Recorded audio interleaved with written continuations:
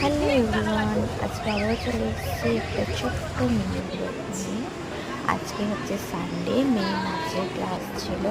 তো মেয়েকে নাচের ক্লাস দিয়ে কী করবো আমরা, তাই আমরা তিনজন মিলে চলে গেছিলাম ডায়মন্ড প্লাজায়। যে যার সব ছবি তুলতে ব্যস্ত। কিছু তো করার নেই, বাইরে যা গরম, তাই ভাবলাম বাইরে গরমে আর ঘুরে লাভ নেই, যাই একটু এসির হাওয়া খেয়ে আসি। তাই আমরা চলে গেছিলাম ডায়মন্ড প্লাজাতে। এই যে সবাই ছবি তুলতে ব্যস্ত, এই যে দুই ঢুমি শুধু পোজ দিতেই ব্যস্ত, কি করবে, শুধু বলবে ছবি তুলে দে। এই যে আমরা এখন ডায়মন্ড প্লাজাতে চলে এসেছি। সানডে মানে এই একটা ছুটির দিনই আমরা একটু রেস্ট নিই, আর কিছু করার নেই।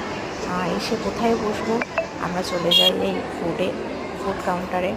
কোথাও যখনই যাই ডায়মন্ড প্লাজে একটুও ফাঁকা থাকে না। তো আলটিমেটলি পাওয়া গেল জায়গা পেয়ে কোনায় বসে আছি। তো একটু বসে